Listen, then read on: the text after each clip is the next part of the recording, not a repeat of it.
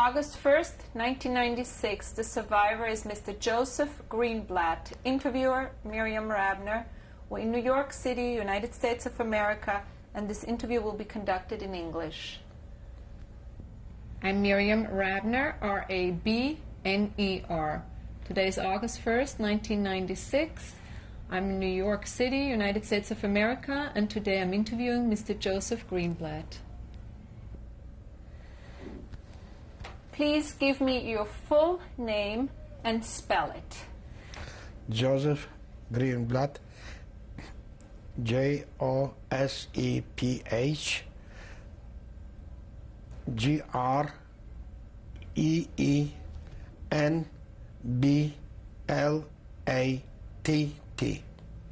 And when were you born, Mr. Greenblatt? August 5th, 1915. Where were you born? In Warsaw, Poland. And how old are you now? 81. Okay. When you were born, who lived in your family? Tell me a little bit first about your father, then a little bit about your mother, and then about your siblings. My father was Samuel or Shmuel Israel Greenblatt. He was a businessman. What kind of business? He was an importer of fur. My mother was Jana born Greenblatt, same name, they were first cousins. She was a housewife. We were two children which were older than I. My sister was the oldest one. She was born in 1908. And my brother Zygmunt was born in 1910. Where were the children born? In Warsaw. And were your parents from Warsaw originally? Originally, no. My father was born in Bogoria, that is in the district of Kielce. And my mother was born in Klimontów, district of Kielce. Were they both Polish citizens? Both were Polish citizens, by birth. And was your father an Orthodox man? Not in full Orthodox sense. More traditional? Was a liberal, was a national Jew. His religion came rather through nationalism. What does that mean? What did it mean at his time?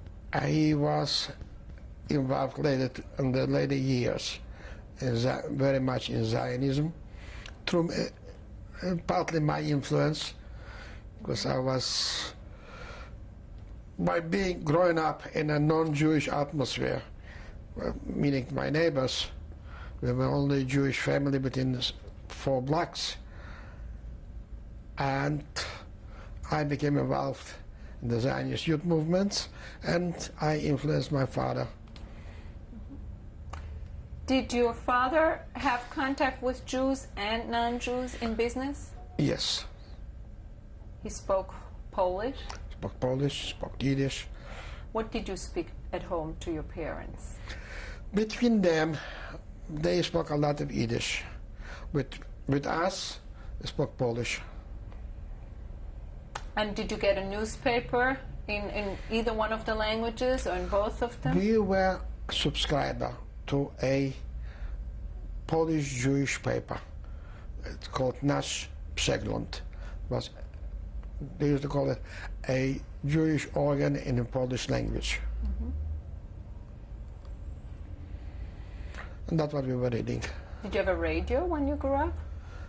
In the later years, till the radio was discovered, it took a while. It was already a grown boy. It was a radio with a crystal. Did your with earphones. Did your father's parents move to be near you, or did you go and visit them? Quite often. How far was it? It was by train it was a total of about 8 hours by train, and then we had to go by horse and buggy to them. So was that a highlight when you went to visit them? Oh, I loved it. I was going there every summer. For the whole summer? Yes, I split it between one grandmother and the other grandmother. Because my grandmother later on, my father's mother moved from Bogoria to Ivaniska to her oldest son, and I was going there. Were either of your grandparents religious? Yes, both of them. Rather Orthodox. They were living in Stettel. So you were exposed to that kind of life during your summer vacation? Oh yes, and I liked it in a way. Although I'm not Orthodox, but I envied them. Why is that? Why? I'll tell you. To be Orthodox, you deprive yourself of many things in life. And I was always saying, I'm not Orthodox because it's easier. But really, I admire Orthodoxy. Of course, not Satmar Orthodoxy, modern Orthodoxy. Did your father ever go to a synagogue or to a temple? We belong to this great synagogue of Warsaw. Did you ever go with him? Oh, yes. Yes, that was the whole fun, to be there with all the kids, instead to be inside, to be outside. During the holidays? During the high holidays, yes. We were all going. The women went also? Yes. Where were they sitting? Hmm? Were the women separated from the men? Yes. You see, as they called the great synagogue of Warsaw was a conservative synagogue, it wasn't. Women were separated. Women were sitting upstairs, men downstairs, the choir was sitting upstairs. The only thing that was no rebach, the separation between the bima and the people in the cantor was facing the audience. You always knew you were a Jew? Absolutely. Oh, they let me know. My Who is environment. They in school. Did you go to public school? No. I went to a strictly non-Jewish school. A private, non-Jewish Private, school? non-Jewish school. Rontaler, the name of the school was the founder of the school. I was the only Jew.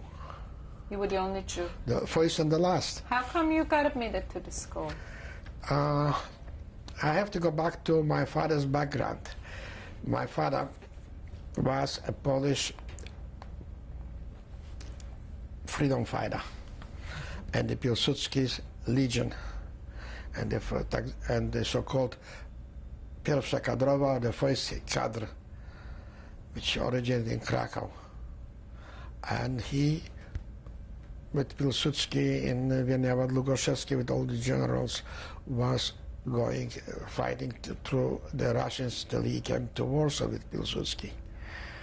And was very close with all of them and remained to the last days of Poland's Polish existence. And he used his influence. It was from a point of honor that his son has to be admitted to one of the best schools in Warsaw. If not in a government school, so at least to Rontaler. And that's when I remember that was starting from the high echelon. The director of the school was anti-Semite. Through the teachers and the enrolled children, they were anti-Semites. And they let me know that. Like, what would they do? Name callings. What? What would they call? Ayid? Ayid, Żyd. In a derogative way, they were addressing me sometimes. Till I got older and I started to resist them. Then I was looking for an outlet. I wanted to join with them and the Boy Scouts. They didn't want to accept me because I'm Jewish. It was the Polish Boy Scouts, it was called. So it was one Lag BaOmer, and in Poland and Warsaw especially was a tradition that on Lag BaOmer, the Jewish kids, which were organized in all kinds of Zionist youth movements, were going on excursions out of Warsaw with a steamship boat. And in the evening when they returned, they had a parade through the Jewish neighborhood, and I was going from my Polish neighborhood to watch it. And somehow, that mentality woke up in me. That will be an outlet for me. They have their Boy Scouts, I'll have my Hashomer or whatever it is, and I joined the Hashomer HaTzair. It was not for a long time. I left Hashomer HaTzair, it was too left for me, and I joined the Hashomer HaLeumi. And they were a little bit moderate. It was not enough for me, and I was one of those who split the Hashomer HaLeumi. We formed the Hashachar Trumpeldor, which later became the Brit Trumpeldor, or as now it's known, the Beitar, the crib of the Irgun Tzvai Leumi. And I felt very comfortable in it, and I grew to very high positions in that movement. So did you know Hebrew? No. That is, I am still not a Chaim Nachman Bialik, I'm not a scholar in Hebrew, but while I became a leader in Beitar, I wanted to learn Hebrew. My only Hebrew was that every day, when I was reached 12 years, my 12th birthday, my parents hired a teacher, a Hebrew teacher for my Hebrew private gymnasium for my scholar, who was coming and preparing me for my bar mitzvah. And it took a year's time to put everything with a shovel into my head. And I, of course, didn't understand what I was saying, but I had a beautiful bar mitzvah in the Warsaw Synagogue. Professor Shor was officiated. Kusevitsky was prepared me for the bar mitzvah, Moshe Kusevitsky. And then, in the bar mitzvah, then, in 1937, Abraham Stern, the founder of the Stern Group, came on behalf of the Irgun to Poland to organize the first school for officers or instructors, actually, for the Irgun Tzvai Leumi. He came, and it was in Zofiówka with the help of the Polish army, which took some Jabotinsky's, negotiated with the Polish government to help to give us military instructors. And Avraham Stern was staying in my house without my parents knowing for what purpose who he was. And I knew Stern before he went to Israel, to Palestine at that time. And I was telling only my parents, it's a friend of mine who came from Palestine here on the Beitar business. He will stay a few months with us. As I had the room and the facilities, and I wanted to learn Hebrew. Avraham Stern was a poet. He wrote beautiful poetry. I even have some of his poetry, like the Unknown Soldiers, Chayalim Almanim, which is fire. It's beautiful. And I started to speak to him Hebrew. I didn't know what I'm saying, but I was talking. Yeah, Stern didn't understand. I didn't, but I was talking. Finally, he got disgusted with me. He started to me, Yosef, tell me what you want to say. So I told him, said, you don't say it this way, but you say it this way. You know, this started to correct me because he was annoyed. Not that he so much I would say he wanted to help me, but he was annoyed. He wanted to know what I'm saying. And that's how I learned a little bit Hebrew. Mm-hmm. And I'm good, not bad in languages, so I picked it up. Mm-hmm. But as a child, before your bar mitzvah preparations, you were not exposed to Jewish education? No. When you were finished with that private public school, where did you continue your schooling? That wasn't the private public school. The private elementary gymnasium. school, I'm sorry. Yeah, private you gymnasium. went to a gymnasium? Yes. A high school. That was private too? The same school.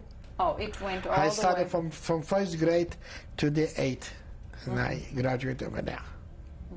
I got my matura of a Then I became a student of a law student at Warsaw University.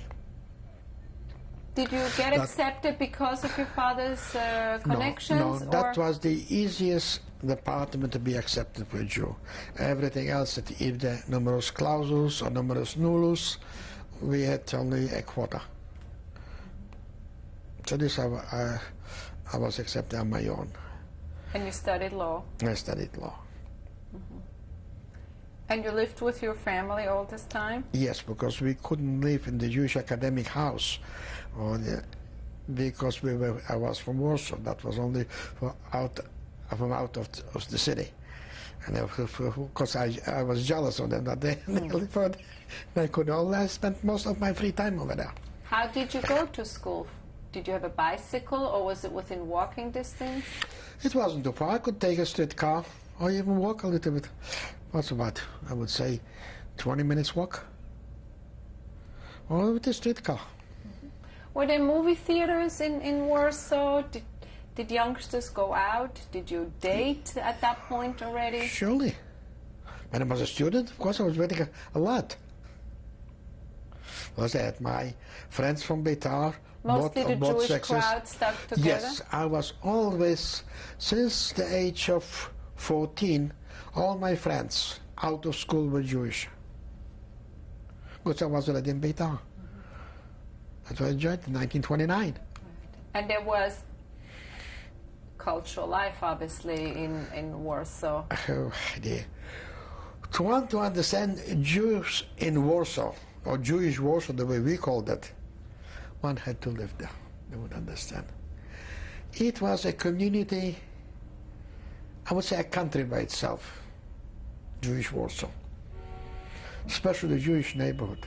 To go out Friday afternoon, look at those kids, freshly bathed, dressed for Shabbos. It was really a pleasure to look at Nachat Ruach, this in Hebrew. To look at the street in preparation of Shabbat, stores closed. It was, first of all, Jewish youth. You can't compare American Jewish youth or Jewish youth in any country, except maybe Israel. But Jewish youth is organized. Every Jewish kid belonged to some kind of a Jewish youth organization. Is it left or right or center? But they belonged. Every Friday night we could go in. I remember a street in the strictly Jewish neighborhood, Gensha, and the building was 14. You found all organizations in that one building. The Borchov Youth, the Poale Zion, the left, the right Poale Zion, the Beitar, the Shomer HaTzair, everything in that building. We were going to each other to interrupt. It was, we had what to do with ourselves. We were not engaged in a hoo-ha. We really had a dream. Were there Jewish theater plays and Oh, libraries? yes. And It was the famous Jewish theater, the Obochna Theater, or Esther Rachel Kaminska Theater. Then it was Theater Novosti. Then it was a Scala Theater. There were plenty of Jewish entertainment, Jewish restaurants. I remember we were going sometimes Saturday, for a treat with my father, to a Gärtner's restaurant to have cholent. It was on Klomatska, right by the synagogue. That's where I first time ate cholent, was at Gärtner's restaurant. Then I had it with my grandparents. Jewish life in Warsaw was something impossible to grasp. rich. It was a rich life. And first of all, how beautifully they were organized. The social welfare. We had, you name it, for every purpose we had an organization. Jewish hospital? Yes, Chester. One of the best hospitals, which later was taken away by the city because they envied us. That we have one of the best school for nurses and the best doctors. Doctors who got a world renowned. Dr. Bechovsky, Bienenko for children.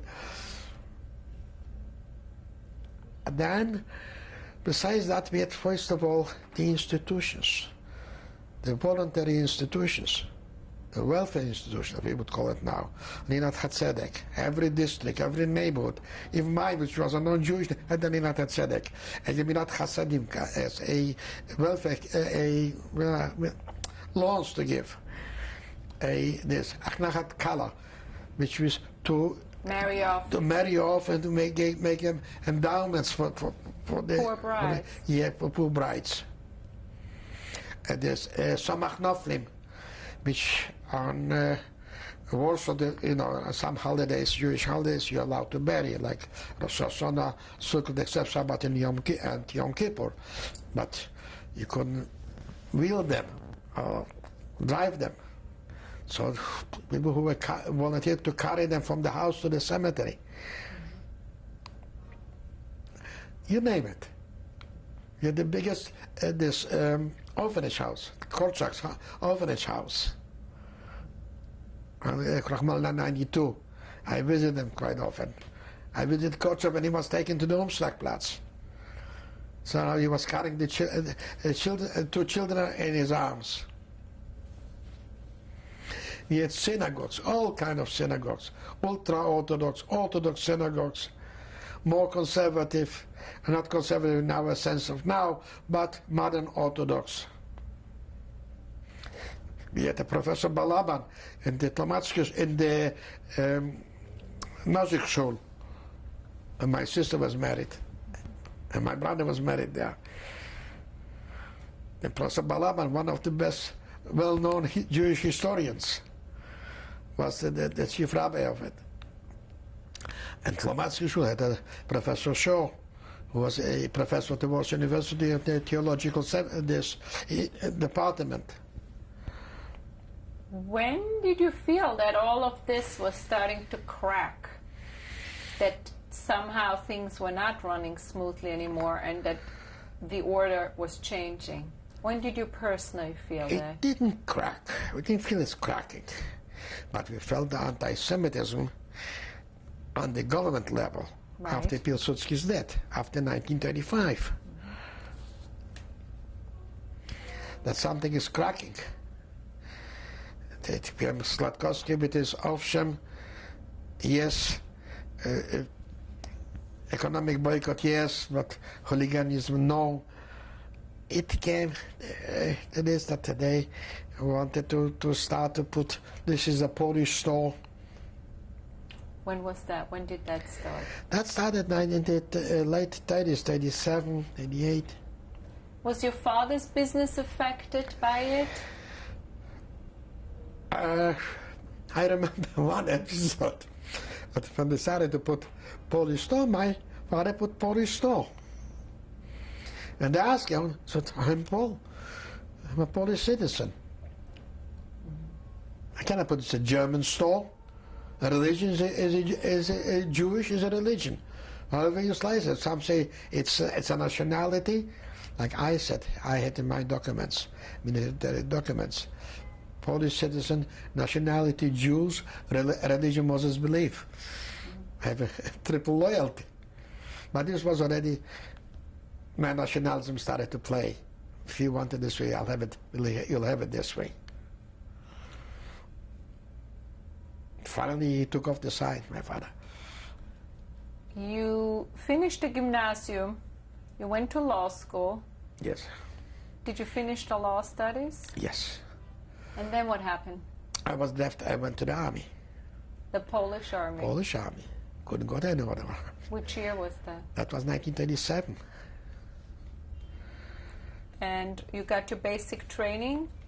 In 1937. Where? In the 4th division, this school, 4th division of infantry, in the for reserve officers in Brodnica.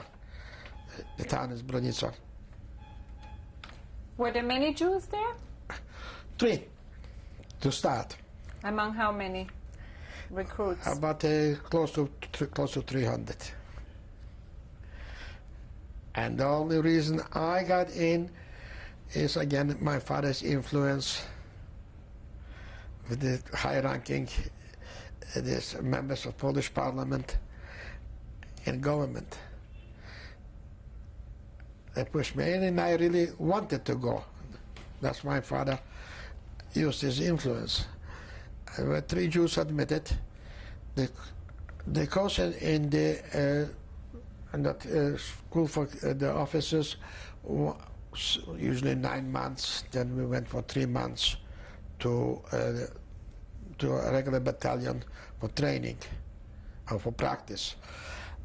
My 2 colleagues were kicked out after 8 months, just before the graduation, and sent to a regular battalion where they had to serve 18 months instead of 12. Because they found all kind of excuses. I graduated. It wasn't so easy to get through to it. It wasn't I suffered physically, quite a bit emotionally, or physically? emotionally. Because you were a Jew? Yes. Physically, I could take everything. Emotionally was much harder. They let me know on every step of the way that I'm a Jew, a stranger for them. You cannot be a professional officer. My answer said, who cares? I have soup at home, because we call them, they're going for soup, they become professional, they're soldiers for the soup. So I have soup at home. And did many things, especially on Sundays we felt it the most. Sunday morning they lined up the battalion, the school was called the battalion, and they lined it up to go to church. And the corporal, who hardly knew how to write his own name, didn't know even how to speak Polish, he was to play a game of words instead of Wyznanie Mojżeszowe, the Jewish belief. He said, Wyznanie handlowe, step out. So I didn't budge. My two friends stepped out, they knew it meant them. I didn't. So it was all kind of this. Next day I was taken to a battalion, this report, and I was saying, the report was not to me. The order was not given to me. I'm a corporal with with a census, and not Wyznanie handlowe, I'm Wyznanie Mojżeszowe, and I didn't take it. So of course they bowled me out a little bit, but the hell the corporal got, or the platoon leader. There was so many occasions like that. And I, with that mind, stubbornness, I am the Jew, and nothing, no one will bother, nothing will bother me. I gained respect. But such a respect that no representation from my division could go without me. They always included me. So I became the beloved Jew. Like they used to say, every Pole has his idola. So I became, maybe I became the idola. And so you were graduated from the basic training? Yes. And my commanding officer, school, said to me, I got out of 300, I had everyone who graduates regarded as a different position in it. It's not the same when he is listed. So I was the 12th listed.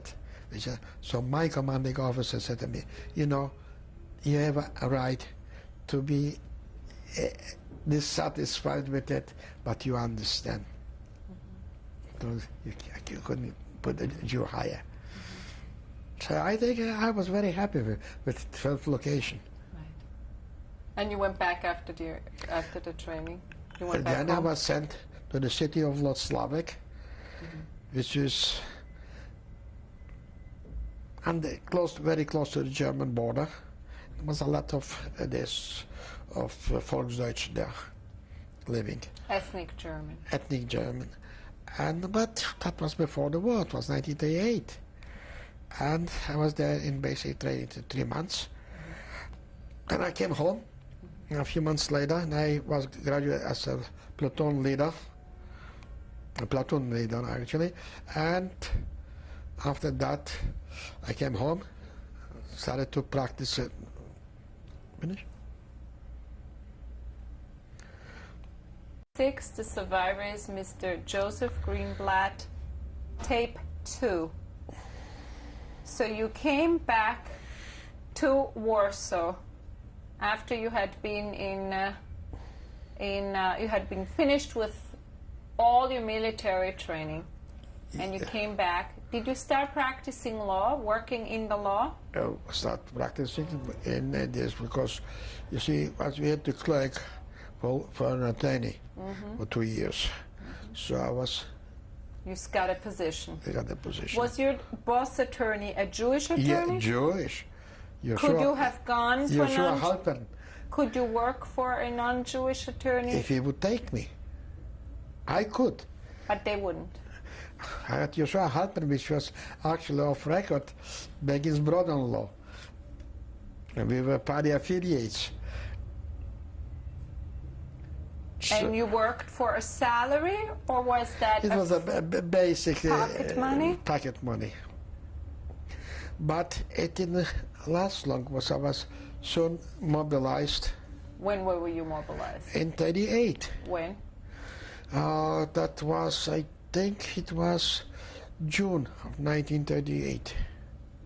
Mobilized for the conflict with Czechoslovakia, with Zaolzie. That's why I was already by law, when you are mobilized, not for basic trainings or recall for maneuvers, you have to be upgraded one this position.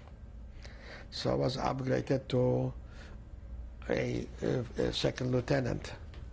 And you had a uniform of the Polish army Oh yeah, I got money from the government?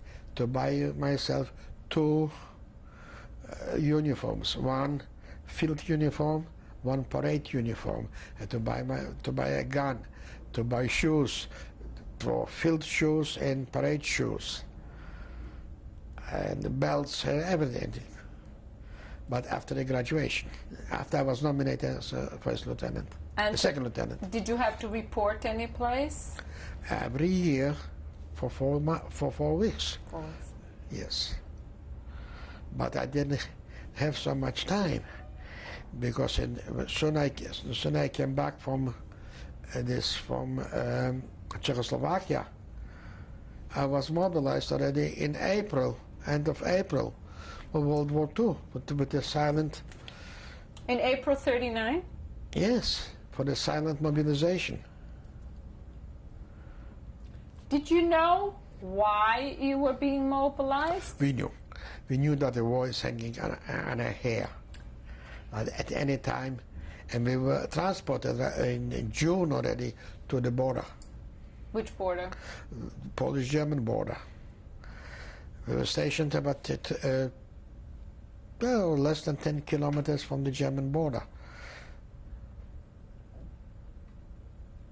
Did you think anything of this magnitude was going to come from the conflict? No.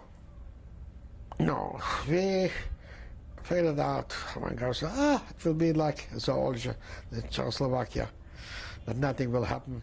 They'll come to an agreement, then all what they were telling us, a Polish-British agreement, that they will give us, supply the airplanes and bombers and everything, and from France the same thing.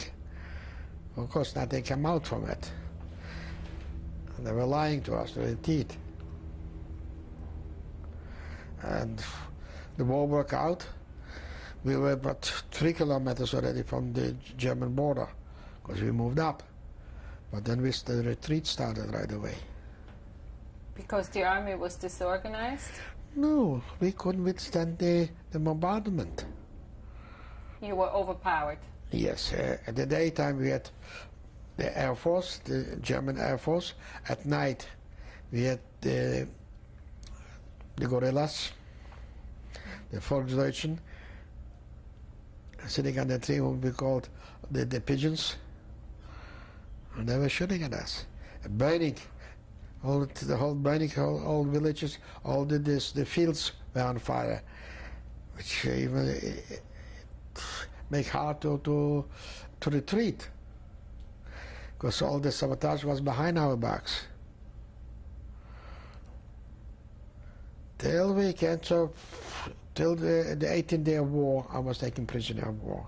I was wounded, and I was taken prisoner of war. That was under that famous castle. I don't know how you say castle in English. I always wonder how to use. It's a pot, big pot. Cattle. Yeah, but the castle in military means surrounded. Right. We were surrounded by. Well, we were trying to get through from Kutno over the river to Warsaw, and that's when we were surrounded and taken prisoner of war. And where were you taking? First we were taken to a field outside, not far from Kutno, Tomaszów, Mazowiecki. Over there we were on a sports field. There, over there, they started to separate officers from enlisted men. And then we walked to, were transported after 2 days. Hunger, rainy weather, it was the fall. We were transported to Germany. How? On a train? No, well, we walked, but 3 days we walked. I remember one episode on that march, not such a pleasant one, but I'll tell you anyhow.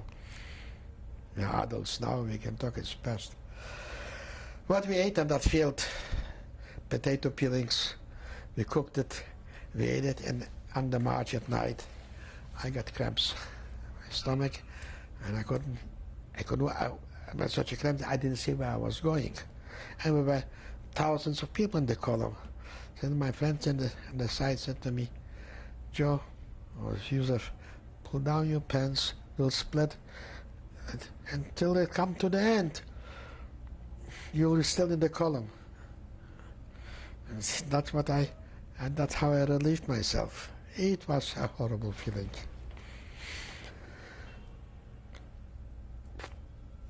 In my life, I didn't go through another episode like that.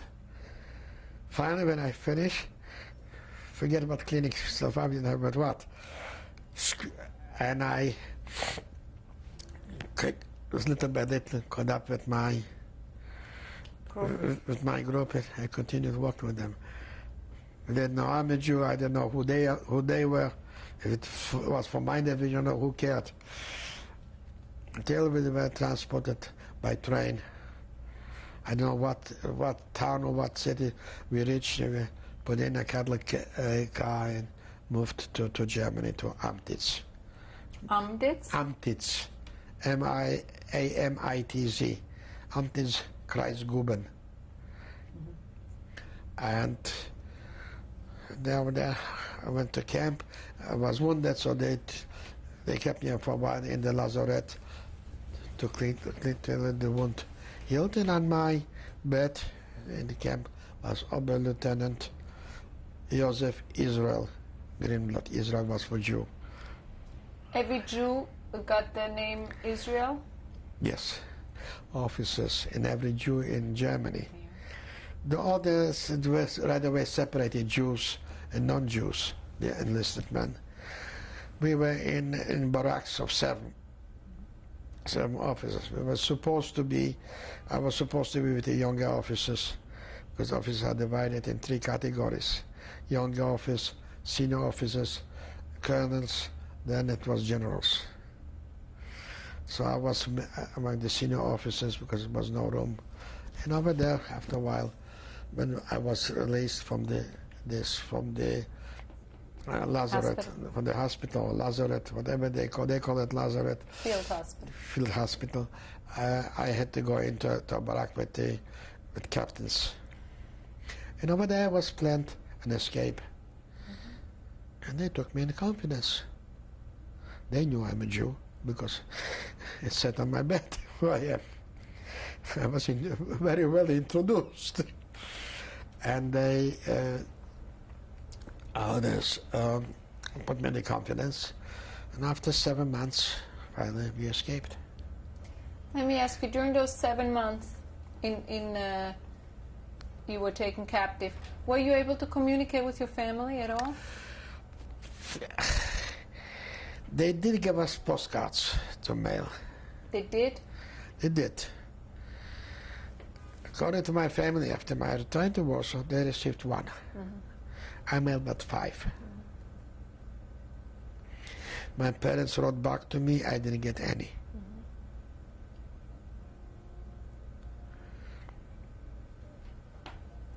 So tell me about the escape. The escape was with the help of the Polish underground. That time the Armia Krajowa, or the Army of the Land, pure translation, that's what it means. It was not yet a combat unit. They call it civil disobedience.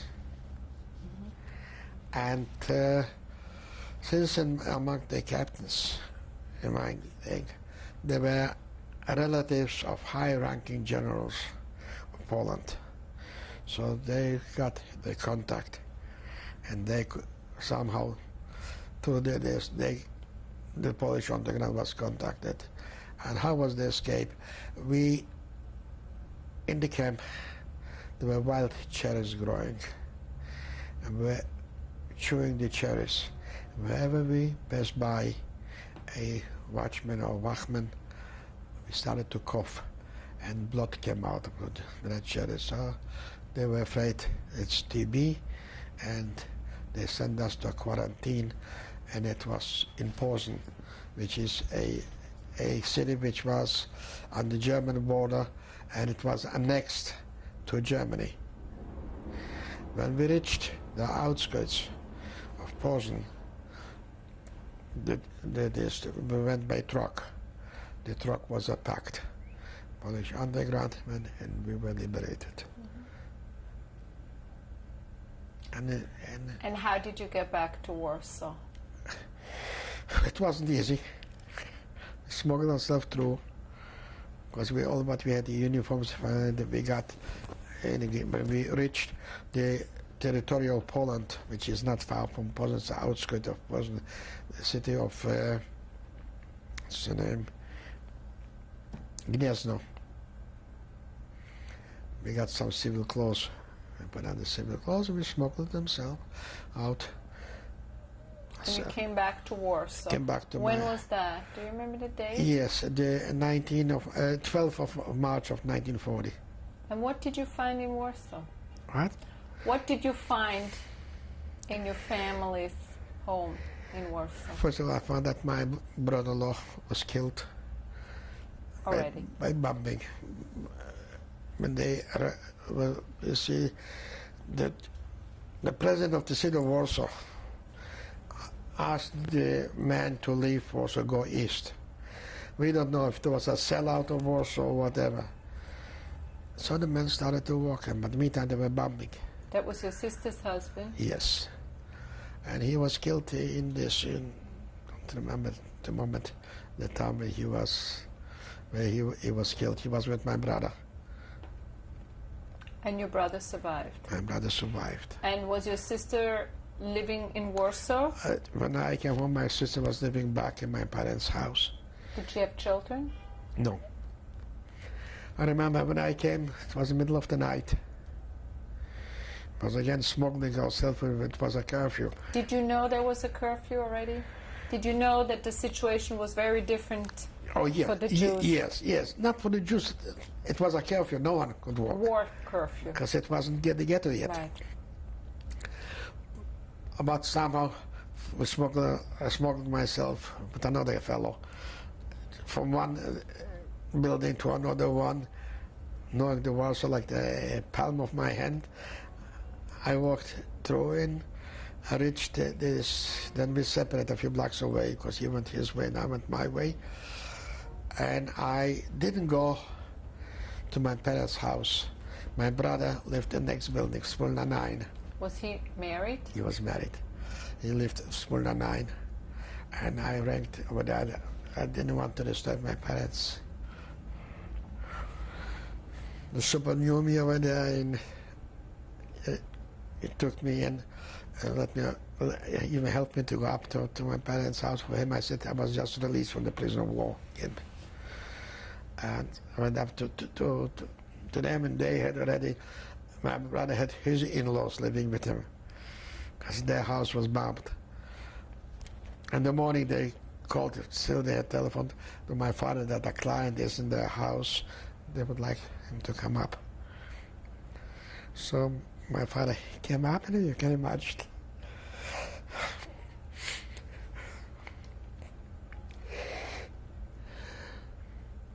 When he saw me, because he had in his mind that I lost a leg. As a friend who was discharged told my father, Joe is okay, only he lost a leg because I was injured here. And because he lost the 2 arms, same fellow. I told my father, the first thing, grabbed him by my legs. Then I went down to my father's house. And the first thing I saw, then I did the first thing next morning. First of all, when I came home, my weight was about 49 kilo. I had a cold from traveling because in a few days it took us to get to Warsaw. And I got the armband from my father. If you go out, remember you all have to wear the armband. At that point, every Jew had to wear an armband. The armband. Which color? White with a blue Star of David. Star of David. And then I walked a little a while, and I saw they're building a wall, high wall, and it was. And what was happening? This several feet high, several meters high. A cement wall. A brick wall. Brick wall. Brick wall with cement, topped with glass and this barbed wire, with a big sign in German, Sicher Gefahrgebiet, and underneath in Polish, Dzielnica Żydowska, and in German, Eintritt verboten. Same thing in Polish. Right. And this was already in March. Then it was... Was father still working? No, because it was no import.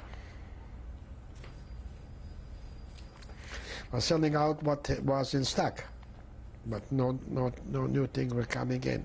Was food rare? Was food scarce? Food was rationed. Already. It was different rations for Jews, different rations for non-Jews, and different rations for Volksdeutsche.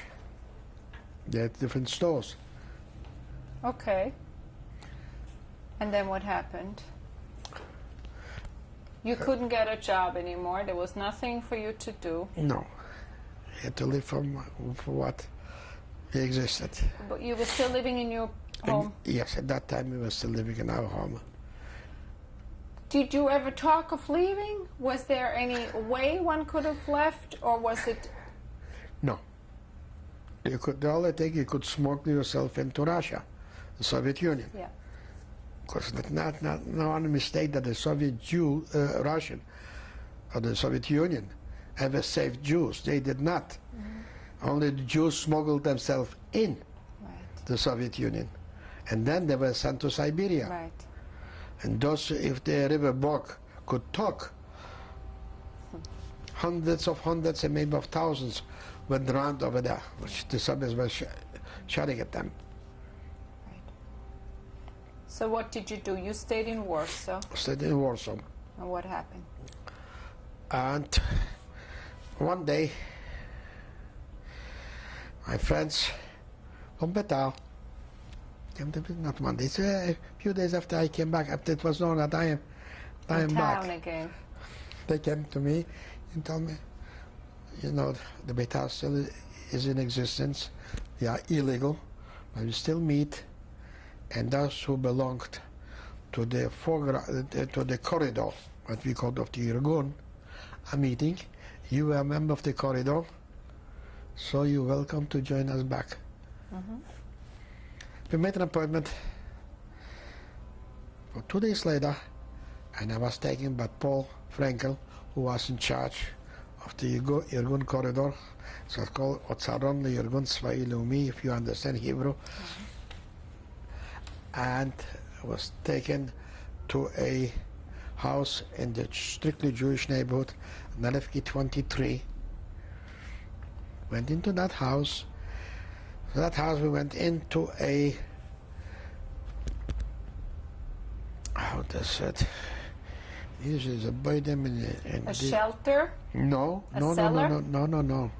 on the top of the attic. The attic. That is, to that attic, we went into another attic, another building.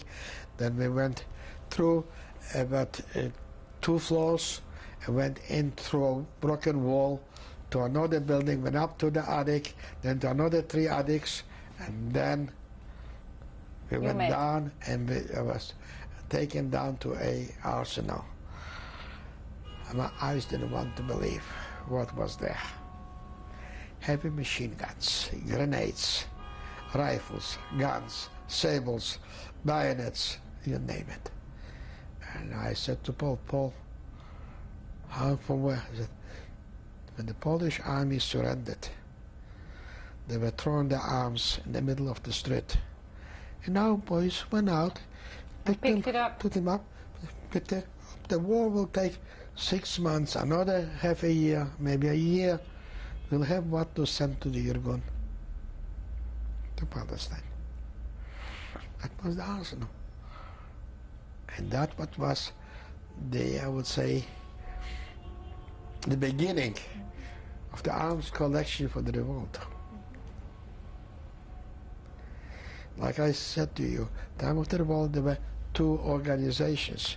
The Jewish Fighting Organization, which led by Mordechai Anielewicz, and the Jewish Military Organization, which was led by Paul Frankel. I became the military instructor because of my military background. There were too many officers, Jewish officers actually.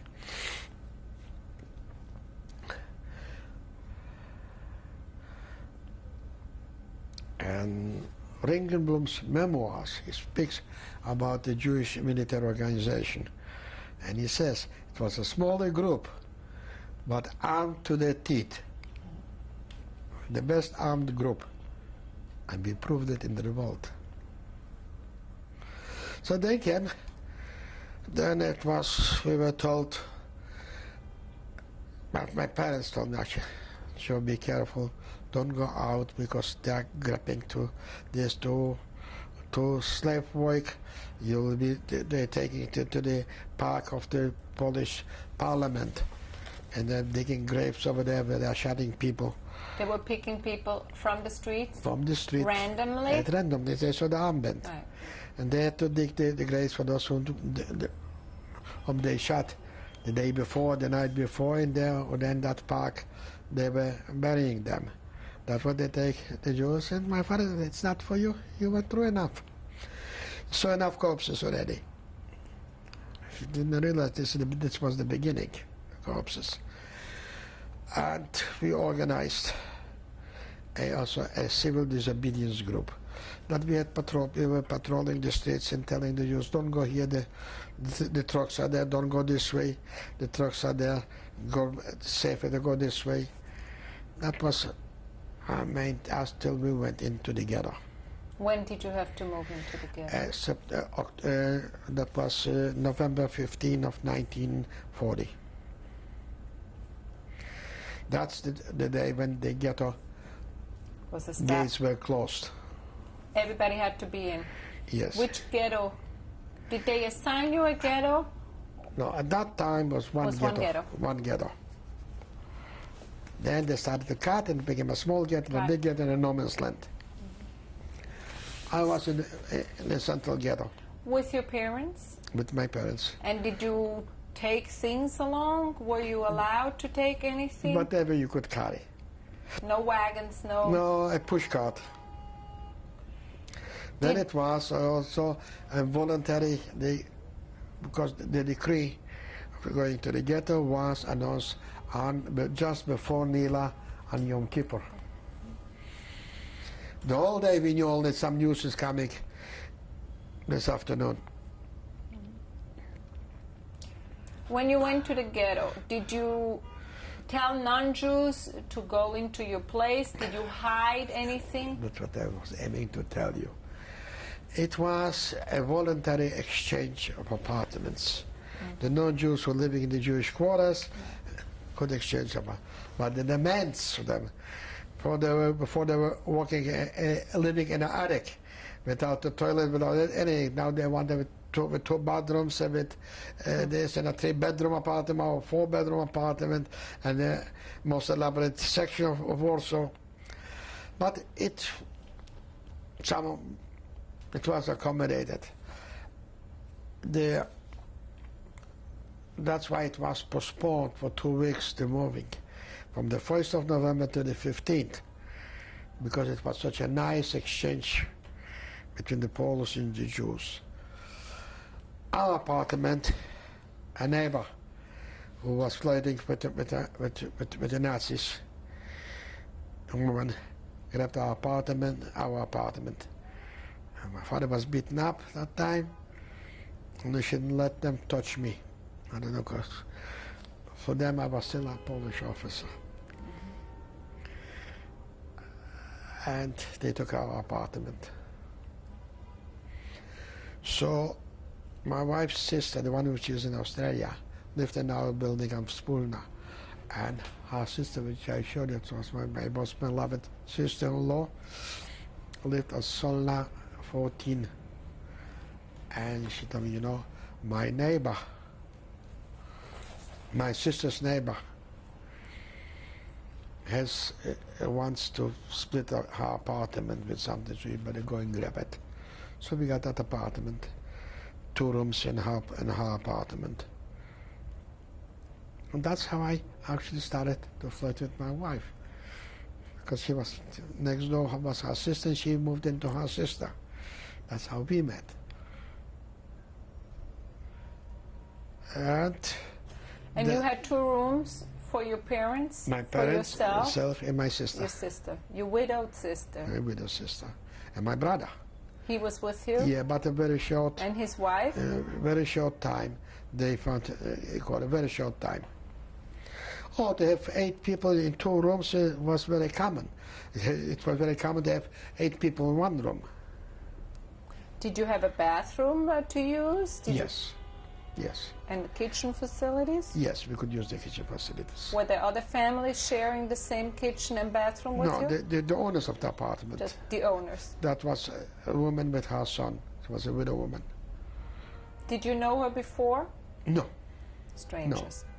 Yes, then my sister-in-law introduced that, and that's how it came. And her sister, who was my neighbor, introduced me to her sister. That's because we were very close and give us a good reference. And how were the conditions in the ghetto? I wouldn't call it even the conditions. It's typhus, starvation. Right away, early on. I know, right away. It's because people came in with nothing. Food was scarce. In the beginning, they were smuggling a little bit. We had some friends who were smuggling to us. Some good friends. One was even a Volksdeutsche. Only he didn't want to list himself as a Volksdeutsche. He was a butcher. And he was bringing us... of course, we went completely dry at that time. 1st, 1996, The Survivors, Mr. Joseph Greenblatt, tape 3. How was it in the ghetto? Did you work in the ghetto at all? No. So you said people smuggled some food into you. Yes. Where would you meet them? At the gate? They are throwing over the wall. We knew where. And they were throwing over the wall. What would happen if you got caught? I could be shot.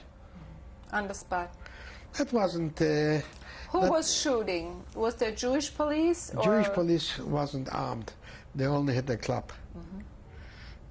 Well, the Polish police, we had to cope with them, and the Germans. Were the Germans in SS uniforms In or SS in the unit. Wehrmacht? And the SS unit. The Wehrmacht was actually not allowed in the ghetto. Only the SS. And also they only could walk in 2.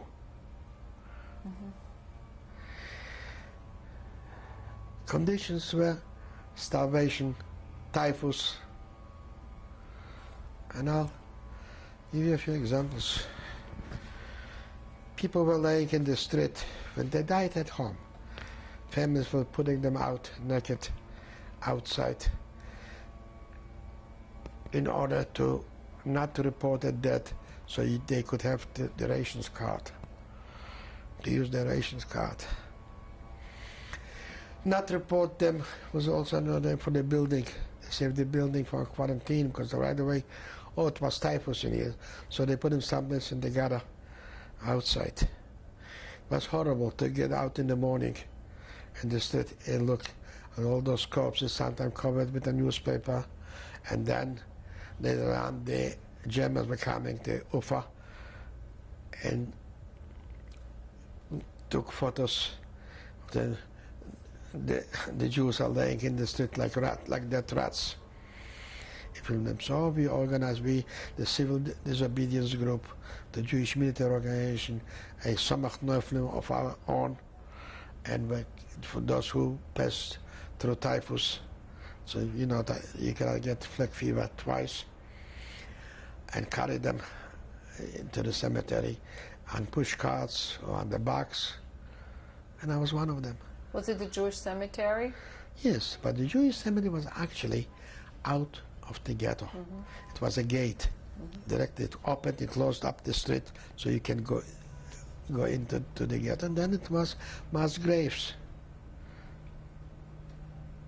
No one knew where somebody is buried. So we carried on our own backs. I say I was one in some of them because I went through the typhus and somehow it didn't take me completely. My mother also had typhus in the ghetto and also survived it. After we were carrying them, so for us was a different, like I say, 2 victories in one. That we deprived the Nazis of taking pictures, and we deprived the living Jews of a horrible vision. And also, we saved the dignity of the dead. And the main thing, we succeeded in defeating, in a way, the Nazis, not to have them make pictures.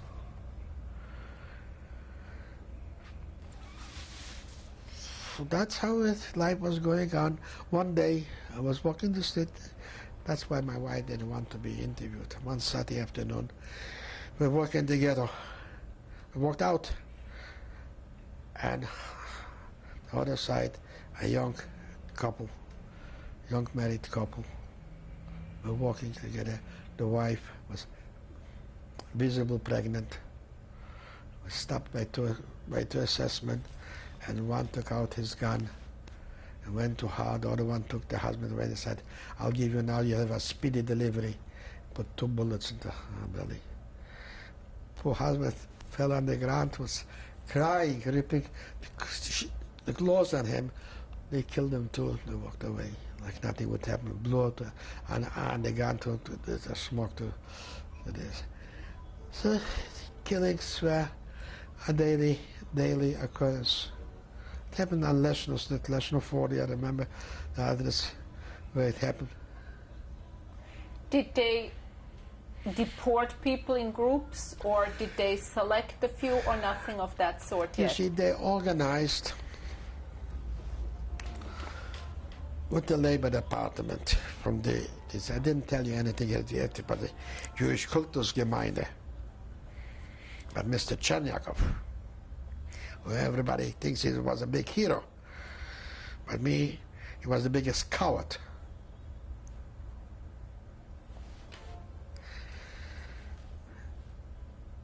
Can I go backwards a little bit with the ghetto? Mm-hmm. Yep, please. Okay. With the organization of the ghetto. Mm-hmm. They organized a Judenrat, a Jewish community, Jewish Gemeinde. And they was that Evgeny Chernyakov, who was the president, nominated as the president of was a teacher teacher in the professional school which belonged to the Jewish Gemeinde before the war. They call it, I forgot the English name for professional school. Business school? No. It's mechanics and there's a... Oh.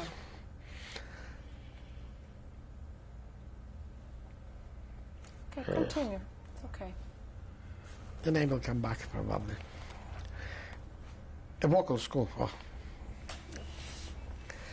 And so he came one day, the Nazis came in, to school he was a teacher there. He was an engineer. Came to school, and the Nazis told him, you will be the president of the Gemeinde, just told him. He had no stand in the community at all, was unknown. I happened to live on the same street that we live, but further up. We were Smolna 7, he lived Smolna 80. Never knew him. But later on I found out where he lived. And any stand in Jewish life, let's say, he was not involved in the Jewish community. He had a job and that's all what it was. Then he got to himself a few ministers, as I would call, in his cabinet. And they were some in a certain way a little bit helping, not us, but helping the Nazis. Because very good order takers in carrying them out. And they organized a Department of Labor on the German request. The Department of Labor had to deliver every day so many Jews to go out for a day's work, or for several days' work. They went in the morning, came back in the evening, and went the following day, sometimes for a few days, sometimes only for one day. If they didn't manage to get the quota, then they started to grab from the street with the help of the Jewish police. So, by the way, the chief of the Jewish police was a convert. His original name was Shinkman. Then he became a high-ranking officer in the Polish police, converted himself, and his name was Józef Szeryński. It was a miserable character. You know, one convert is worse than 10 born guys. So he organized the police. Police was about, I would say, about 1,000 or 1,500 men. Some of them very honest Jewish boys, and some used the opportunity. I wouldn't say they were collaborators, but they used for personal gains. And on occasion maybe they were collaborators, especially the time of when the final action started, maybe to save their own lives, they were collaborators. Mm-hmm. But otherwise, why I say Szeryński was a coward, because he was told, but the final solution came, that on June 22nd, the day he committed suicide, the action of resettling, so-called, the Jews from Warsaw will commence. Instead to tell us, or to leave words, he just shot himself, a coward's way out. If he intended already to shot himself, he could say it. He was a very little man.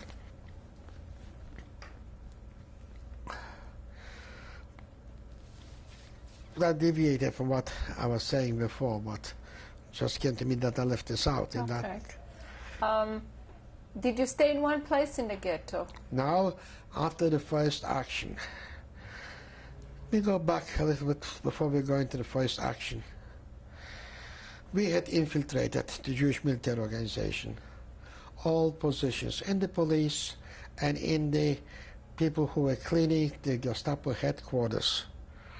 And one day in April of 1942, we received from our former infiltrator a notice that the German requested a force of 100 policemen from midnight at April 18. Oh, it was April 12. I'm sorry, April 12, 1942, to be brought to the Befehlstelle. That was the Gestapo headquarters in the ghetto on Železna 103. That's the name, the address of the street. And the purpose is that some action has to be taken against a few hundred Jews. By 10 o'clock at night, we received a copy of the list. Who were the Jews? It was only about 70 Jews on the list.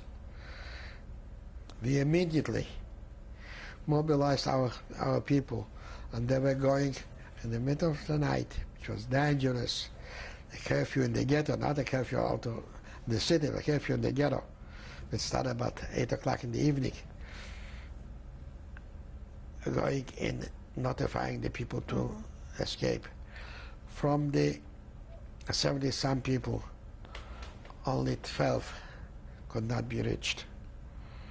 Or we couldn't reach them. So 12 were shot. Were taken out from the houses and shot in the back of the heads in the streets. They supposedly were Jews, which they claim were influential, money-wise, and they may help a Jewish underground. But the Gestapo said, if from 70-some people we only found people, so the only one who could betray us was the Jewish Gestapo helped us. They notified the Jewish underground, and they went out and shot quite a number of their own people, the Gestapo, Jewish Gestapo men. I'm ashamed to say it, but we had them. Let their names be erased from Jewish memory forever. Mandel was shot, Ehrlich was shot that night. The other names. Ehrlich, Mandel, Landau. That's all what I remember at the moment. Maybe I'll come back to it. I'll refresh my memory. And that was, again, a double success for us. We received the German, we saved some 60-some Jews, and first of all, we received the German, and we got rid of some Jewish Gestapo men. That was still action of the civil disobedience group. Then later on, the civil disobedience group was changed to Plugot Hankama, Avengers. Then we were selecting our own Gestapo men and liquidate them as much we could. Occasionally we beat them up, and in most cases we just eliminated them.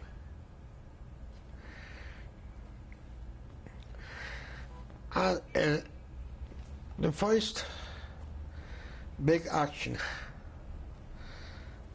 started July 22nd of 1942. Did you know what they were doing with the people whom they were picking? I'll come to it. Officially, they were transported to work in the fields and to work in industry and better surroundings. Then in Warsaw to work in shops, and that was the official excuse. As the work progressed, they were giving out 2 loaves of bread to volunteers and 2 kilos of marmalade, and many hungry people came just to get the 2 loaves of bread and went to so-called to Poniatowo or to Trawniki, where they were supposed to work in the Schulz-Steben shops. And like I said, there's the president of the Judenrat committed suicide. That action was going out till September, almost till September of 1942. At the end, before the end of this, two men came to Warsaw, whom I knew personally, brothers Zilberberg. They contacted me, and then I took him to Dr. David Wdowiński, who wrote the book, And We Are Not Safe. I have that book. He mentioned me a few times in that book also. And who was in charge of the political department of the Jewish military organization. Let me just step aside for 1 second. If I'm talking mostly about the Jewish military organization, in no way I want to undermine the brave people of the Jewish military organization. They were brave boys and girls. Well, I'm talking about the Jewish military because I was with them and I know the best what they were doing. But by no means I want to undermine the other group. They were just as brave as my group, maybe even braver. I don't know. Cannot be measured bravery.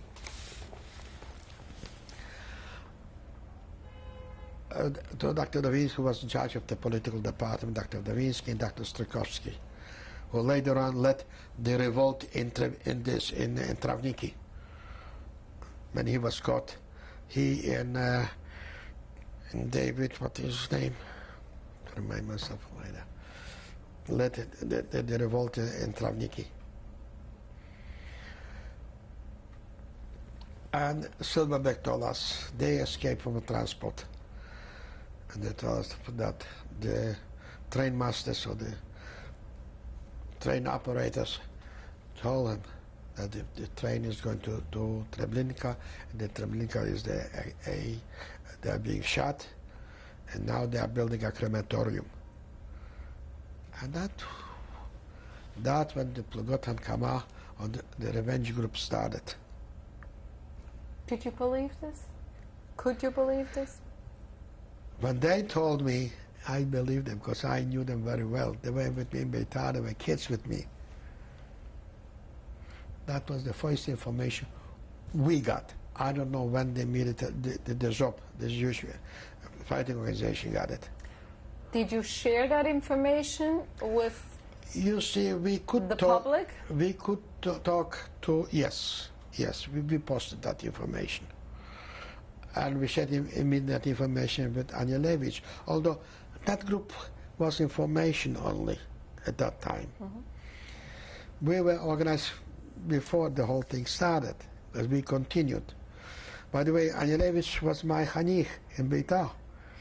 Only when it was the conflict between Meir Grossman and Jabotinsky, he joined us over at Zaire. Him, Kopito, Hanchas, Tatochny. It was a small group which broke away.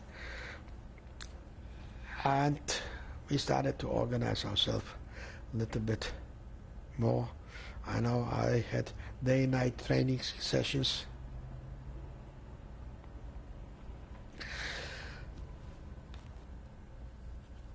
At the end of that action, beginning of September, all the Jews which remained had to assemble by the Umschlagplatz in a, I would say, 6 block area, square area, 6 square areas, 6 square blocks, and there were making selections.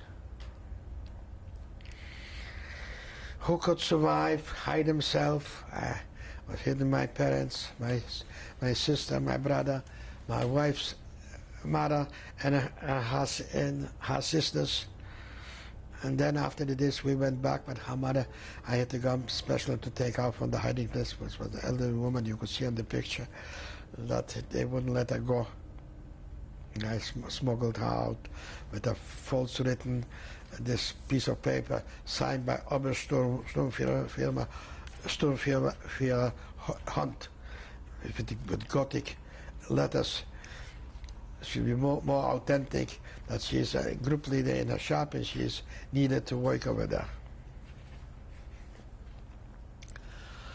And I brought her out from over there. Meantime, whoever remained still over there and didn't manage to get out was shot.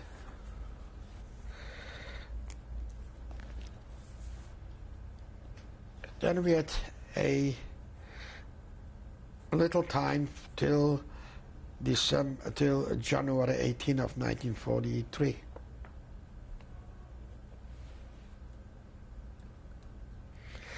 Yeah, that was a week after my marriage. I married January 10 and this was January 18. In the ghetto you married? In the ghetto. Did you have a chuppah? Yes, in a private home. In my mother-in-law's apartment, which was in the same building. The chuppah, everything was normal. I had a shochet, give us, put us under the chuppah and give us the blessings for the marriage blessings. According to Jewish law, you don't need a rabbi. And a Jew can do it. You see, so much I know of the Jewish law.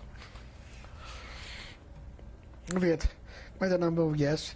I had already people with guns staying outside and watching. And Anya Levich was at my wedding. That's where Vlavinsky was negotiating what the two groups to get together. And he said, I would love to. I said, blessed were the days when I was a member of Beitar. I learned how to hold a gun in my hand. Now I can teach the Jewish pacifists something. I didn't come to anything because of the Hashomer Hatzair, the extreme left group, and didn't come to this, especially Ante Zuckerman, who didn't want it, and the Bund didn't want it. So what happened on the 18th? Before that, still before September, the ghetto was cut smaller. And then it was, one part of the ghetto was taken out, and that was called the small ghetto.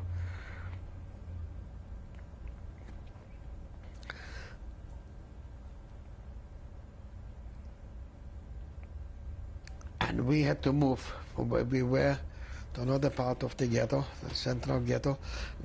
Actually we moved next to the headquarters of the Jewish military organization. They were Moranovska 7, and we lived in Moranovska 5, which was very convenient for me. Then in January 18, there was a new action. They started, and till today, I don't know if this was planned for 3 days or just because we responded. That was when the first shots, Jewish shots, were fired. And that's the signal. I don't know, after 2 or 3 days, they abandoned the action. So I am not sure. When I say thanks to us, but fact maybe that because the Jewish resistance was working, and they knew that there's a strong Jewish resistance. They call it the ghetto. Outside of the ghetto, the Nazis call it, they're going to Klein Mexico. Because every day another Gestapo man was liquidated, either by us or by the Jewish fighting organization. So they knew what it is. And also some German soldiers, some SS men were disappearing because we needed very badly the guns. Not what we liked, we want them so much dead, what we liked, we wanted the gun. So we invited some who were willing to have a drink, but only from a sealed bottle. So we gave them sealed bottles, only we injected with this with the needle. We injected this poison into it. So we got this way, we got some good uniforms. While talking about uniforms, since we had the shops in the ghetto was working for the Wehrmacht, we also were stealing uniforms over there, which we had at the time of the revolt, we used them. So yeah, we were good smugglers and good Ganaven. We learned very fast. And we were buying arms. We were even making American gold dollars in the ghetto because they have a better rating than the real American, because we couldn't measure so well, so that more pure gold. The value was more than 22 carats of gold. Sometimes varies between 20 and 18. See, my wedding band went in that kochel, in the pot. That's why I said not to buy another one. While I was taking off, and by mistake this went in.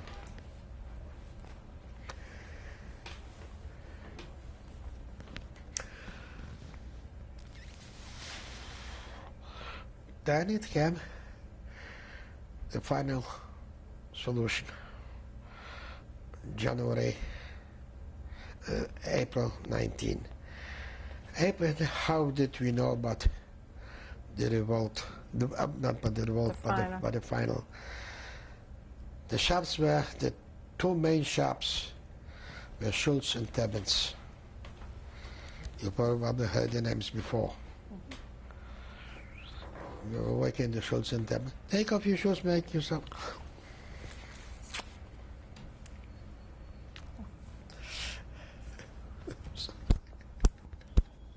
So what happened? Tebbens called all the foremen from his shops on Novolipye. At that time, I was living already on Novolipye. I was transferred by the High Command of the Jewish Military Organization to take care of the Schultz Tebbens shops, which was Novolipye, Leszno, and in Novolipki. Go ahead. And I took charge of that area. And Tebbens called all his shop leaders for a meeting, and he locked the doors. Then I said, tomorrow we are moving the shop peacefully to Poniatowo. You'll have better quarters and everything, but he didn't let anybody out. So Alexander Rosenfeld, who was the editor before the war of a Jewish afternoon paper in Yiddish, radio, he was an outstanding member of Beitar, was assigned as a Werkschutzmann special to Tebbens. He was allowed to be at the meeting and watch the door, but for one purpose, he went out to get to Tebbens a glass of water. At that time, he threw down a slip of paper to his brother, Yakov Rosenfeld, and he informed us that The survivor is Mr. Joseph Greenblatt, tape 4. So the message was given to Rosenfeld's brother. Yeah, Rosenfeld's brother to me, Right. and I took them both to Pavel Frankel, or Paul Frankel, they would say it in English, and they saw the note, and he notified immediately Anilevich group, and an hour later we got the order, tomorrow we fight. Take your positions.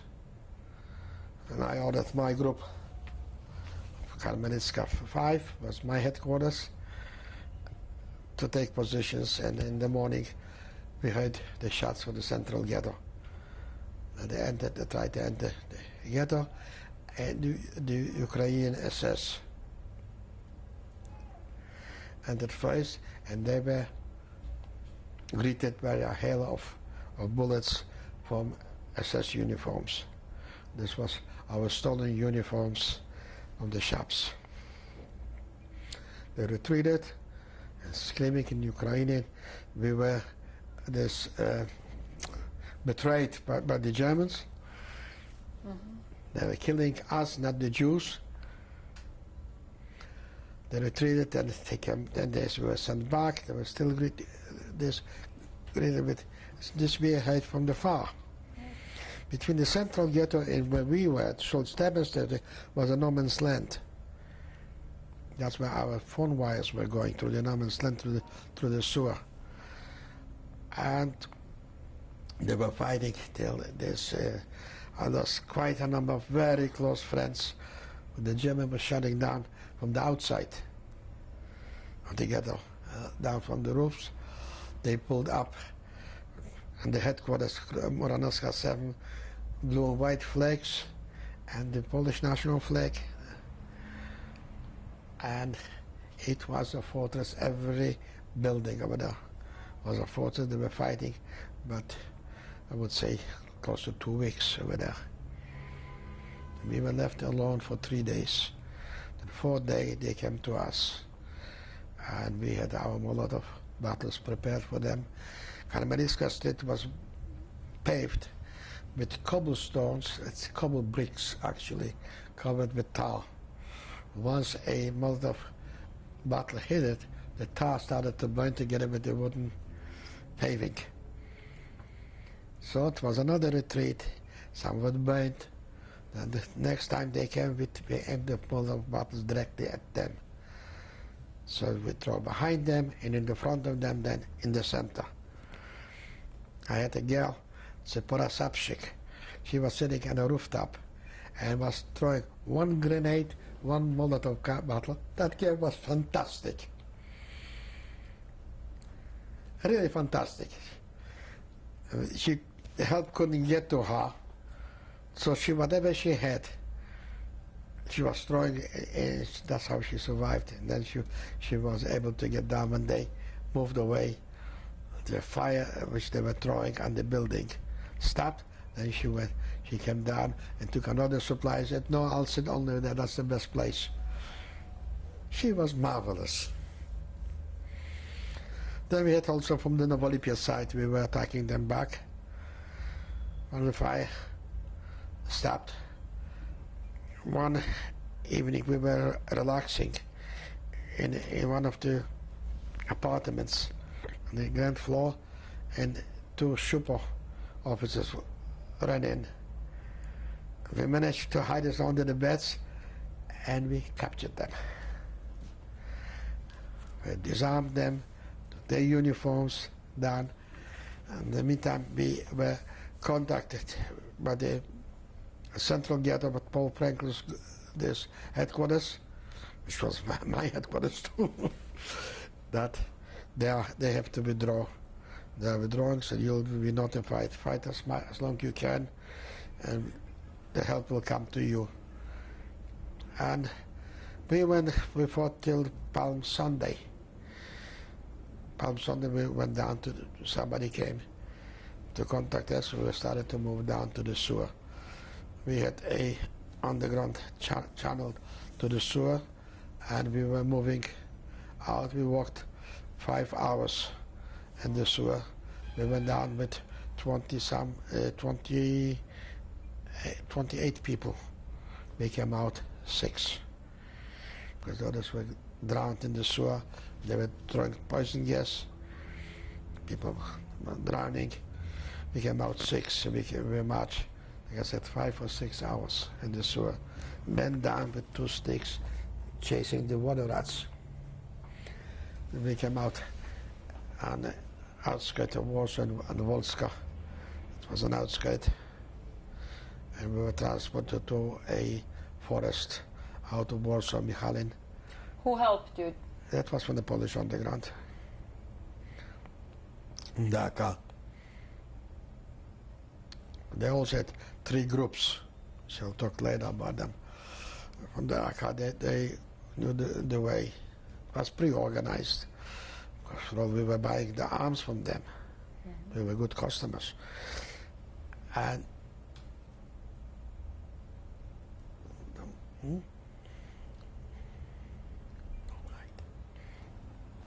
It's okay. So and we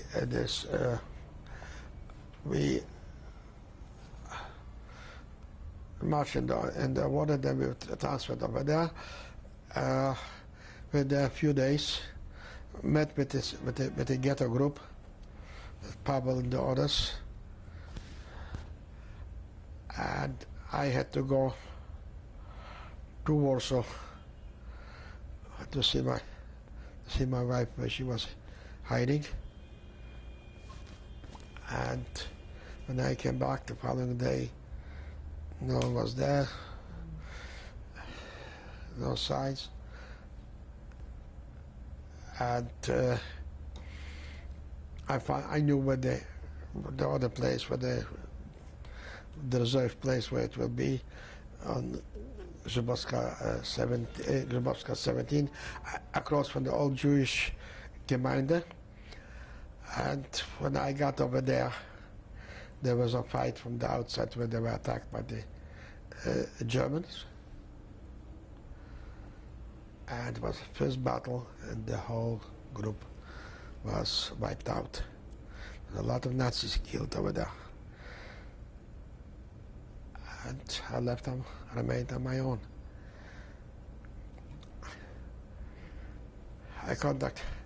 My contact from the Polish underground with whom I escaped together from prison war camp, and they took me with open arms. I went in with a false name as Jan Bednarczyk. They knew my background, so they gave me right away my rank back. And I was with them the whole time. We participated in several actions. The Polish Army, the Army was one of the best organized. They worked with the Polish exile government in London, with the Sikorski group. There were 3 different organizations in Poland. One was the PAL, the Polish Folks Army, and there was AL, the army, the Folks Army. One was more left on. The AL was a strictly communist group. The one was something in between, and this was the main organization, was the Army of the Land, which I was a member. I participated in many actions. The most important action, which was, and got decorated for it, was the execution of the Himmler's brother-in-law, Kuchera. Kuchera took charge of the police, of the Gestapo in Warsaw in the beginning of 1944. And he was responsible for thousands of deaths. He just had all the hang them on this terrace, hang them on this terrace, many priests. And they decided to liquidate him. I was in charge of the retreat group to cover the retreats. One day, it was June. Remember the date if you kill me. The date was set that Kuchera has to be liquidated. We knew that he will take a stroll in an open car on the Poniatowski Bridge, which connected the outskirts of Praga with central Warsaw. And we were supposed to liquidate him on that bridge. Of course, he was surrounded by Gestapo from all the sides. And as he came, it was around noontime, he came over the bridge. Wacek, who was in charge of the execution, managed to get very close to his car and put 2 bullets in him and killed him on the spot. But also he paid with his life for it. And of course, the entire area was surrounded immediately by Gestapo and SS men, and I was arrested. I only had in my pocket 2 hand grenades and 2 guns. They didn't arrest me as a participant, only as I don't know why, maybe I am involved with hundreds of Poles. Put me in a penny bag And at first think the penny wagon, we were about 30 or 40 pushed into this. I disposed in the wagon of the guns and of the grenades. Although didn't mean anything. If they'll discover, if they'll get me into the Gestapo. If I have the grenades or not, I'll be shot, because the first thing they said, pull down your pants, excuse my expressions. But anyhow, I had a habit, I always had in my pocket a swastika. For two purposes. First of all, I felt much more comfortable riding with the German on the front of the platform, front platform, than with the Poles who could recognize me. After all, I was raised and born in Warsaw, or they could fill out a Jew through 3 pair of underwear. But then, I'm in a Volksdeutsch who doesn't speak German. It was normal. But they call them Konjunkturschwein, they call the Volksdeutsch. And felt it. So I had that swastika in my pocket. So once they put us in a room before interrogation, I started to canvass around the room. I opened one door, it's a broom closet. Opened another door, was some other garbage there. Finally, I opened the door and I see the Ukrainian SS sitting there. And there's a door leading to the next street. From Leia Rus to Leia Suchadek, back to back. I said, that's my escape route. I closed a little bit the door, put the swastika on, and went in and started to curse them in German. They didn't understand. One word, my German also was a lot to desire. And I started cursing, they schmutz, schmutz. And this is cigarette rauchen. I said, I'll be back in 10 minutes. I want to have that room sparkling clean. And I said, Heil Hitler, and went out to the other door. That's how I vanished. I was a free man again. Of course, everything what we were doing those days is without thinking.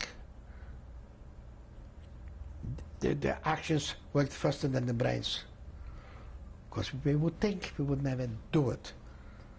So every action, every move was faster than the brains. Although they said the brains work much faster. It's not true. Not in our case, anyhow. But again, that's why I got the medal on the Polish, only got the medal for bravery and 2 bars. That was the highest medal for bravery, the 2 bars. And my name remained Jan Bednarczyk. That's how I worked him still the end of the war. Then came the Polish uprising.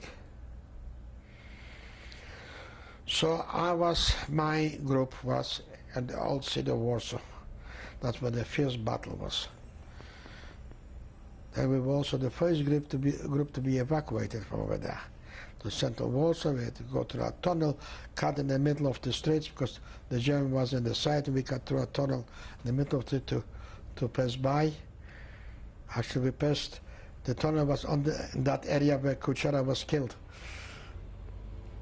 And I was in the central part of Warsaw, Plac Babicella. And then we fought till all of Warsaw had to be cleared. Everyone, the revolt collapsed. It's not like the revolt in Warsaw Ghetto. You go back a little bit, the Warsaw Ghetto never collapsed. There was no surrender, no white flags. It was just the blue and white flag waving in our ears, like the Hatikva song, but a song of hope, it sounded in our ears. The Liat Am Chopsje.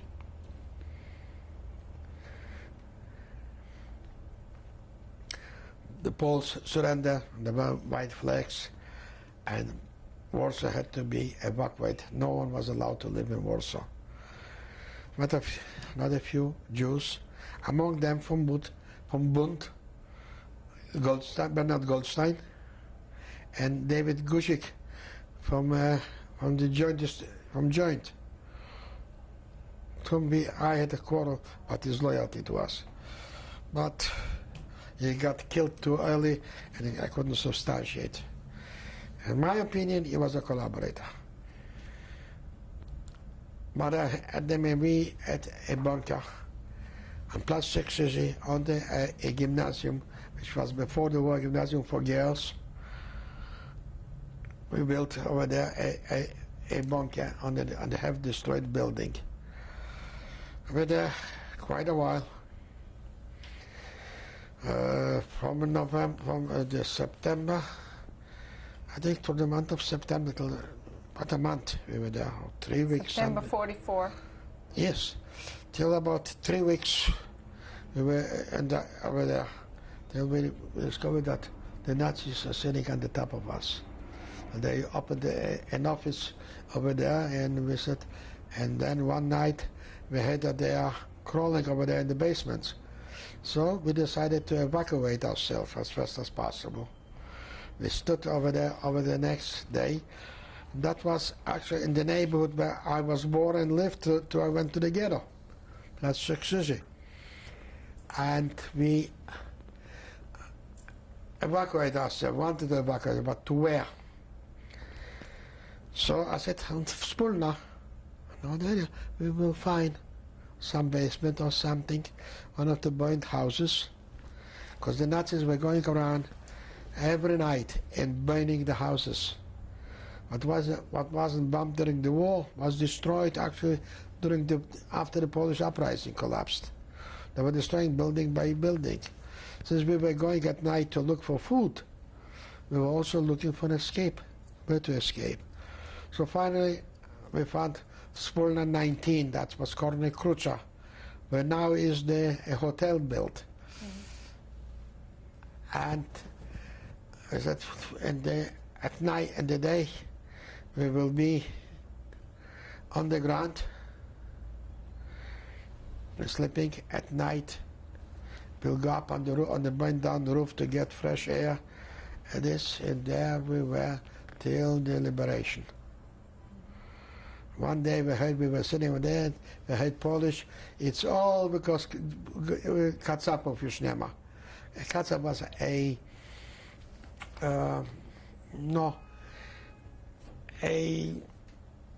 not a dirty word about Russians, but not a complimentary expression for Kacaps.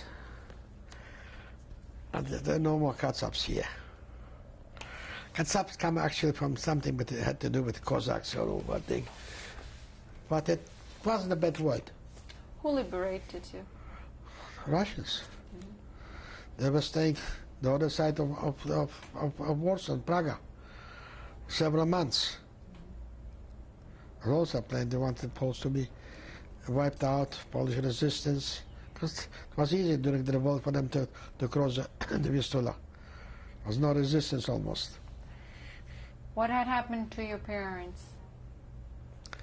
My parents were taken during the revolt in the ghetto from a bunker which I prepared for them. My parents, my brother, and my sister. Some neighbors. My parents, my sister, and my brother were taken to Treblinka. Treblinka. And my father and my brother were guest chambered over there. And your brother? I said my father and my brother. Okay. And what happened to mother? And my mother and my sister were taken then to transfer to Auschwitz from Majdanek, from Treblinka. And your mother was killed? My mother was killed. My sister wanted to go with her, but she was hit by Mengele with the whip. And then she still always had a mark here and pushed back to the line. Then a few months later, my sister was taken, that's what she told me, into the gas chamber. She spent a night over there. See, I lost the sequence, I don't have to go back. She spent the night over there.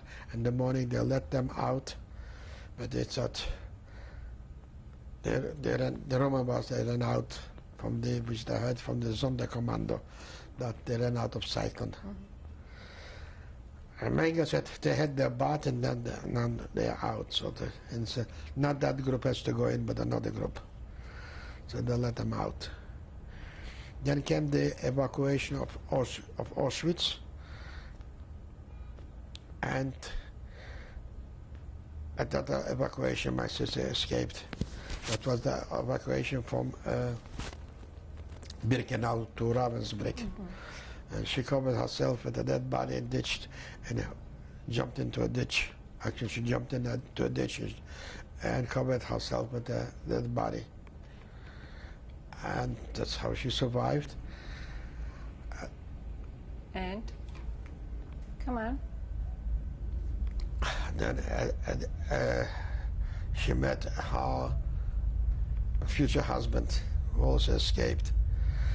And they fell into the American hands. And she wound up with her husband, and she wound up in Belgium. And what happened after you, after liberation? How did you find your wife? I knew where she was. You knew where she was, and you went. And I went and there. you met there. Yes. And where did you go afterwards, together? No, did you leave? I was remobilized to the army. You were. Yes. I still took the parts in the battles of the Polish army. And on the ground, when I got my medal, was also nominated as a captain. And as a captain, I was mobilized, not as a Jew, because they ordered all the reserve officers from the Polish army and all officers actually from the Polish army are mobilized immediately, report to the nearest military unit. So I didn't go in the beginning. But my group from the land, the land of the army, did give out the list of their officers. They surrendered. There's a battle. One surrendered, one group did not surrender. Was waiting for the orders from London. My group surrendered with the list, so they didn't take me as as Joseph Greenblatt, but as Jan Bednarczyk, who was the son of John and Maria Stevonkov, born Stevonek. My mother was Maria Stevonkov in the village of Powszyn, outskirts of Warsaw. They took me as that, and I went as Captain Jan Bednarczyk and into the army. And then I was military commander after the war ended. I was the military commander of the city of Gleiwitz, was occupied territory. It's the annexed territory. Or they call it liberated territory because at one time it was Poland. And I was in charge of the city for Polish questions. And I was also signing the documents for the so-called Greek Jews who were interned in Poland in concentration camps and returning home. And this I used to sign for them. And I'll tell you one thing. I have a cousin in Israel now, and in Gesher, Zlot Yaakov at Kibbutz Gesher, who met Pella Sapsik, with whom I was talking before. She met her on the ship from Italy to Israel, and they started to talk to each other. And Miriam, my cousin, asked her, "You were in Beitar in Warsaw?" Said, I had a cousin who was one of the leaders of the Beitar in Warsaw. His name is, I said, what was his name? He said, Józef Greenblatt. So he said, if not for Józef Greenblatt, you wouldn't be here. You go over there, you'll see, signed you this by Captain Jan Bednarczyk, that is your cousin. When we were sitting by Peretz Laske in Lodz in the house, he was sitting in the other room. He came special from Gleiwitz to sign the documents. Wow. Only we couldn't see him. I could see him because I knew him, we were kids together. I knew him, so Peretz wanted to show off that he's alive. He does something. Peretz Laske was the man who took charge of Beitar in Poland after the whole war finished. Peretz Laske and Stefan Perla. They took charge, and they were leading the Brigade, the Beitar groups.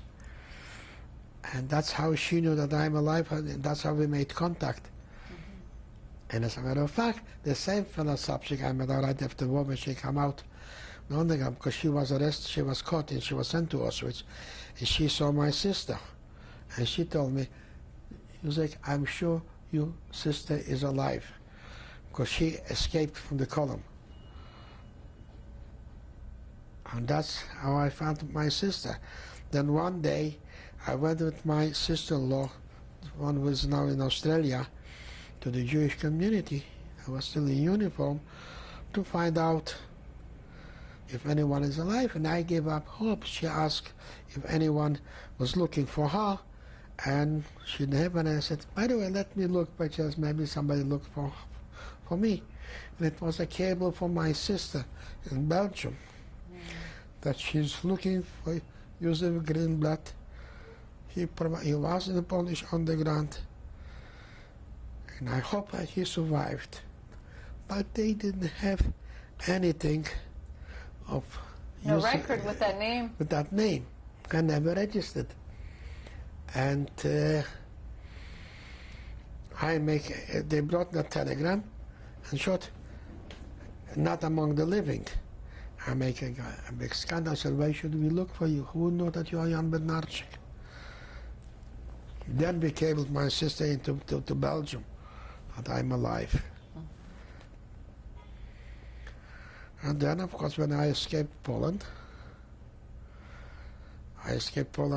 in uniform with a military jeep, went with a false order of traveling, that I'm going in military business to East Berlin with my secretary Helena Smuga. I want to take a break. Here is Mr. Joseph Greenblatt, tape 5. When did you go on that special mission to East Berlin, on this travel? When was that? In 1946, in March of 1946. Yeah. And you got to East Berlin? I got to East Berlin with my secretary, Helena Smuga. Who was your wife? Yes, that was her false papers. And from over there I left my military jeep, changed myself to a normal uniform, to a civilian suit, which was in my suitcase, and we smoked ourselves out from East Berlin to West Berlin, and from West Berlin into West Germany. I mean, from East Germany to West Germany.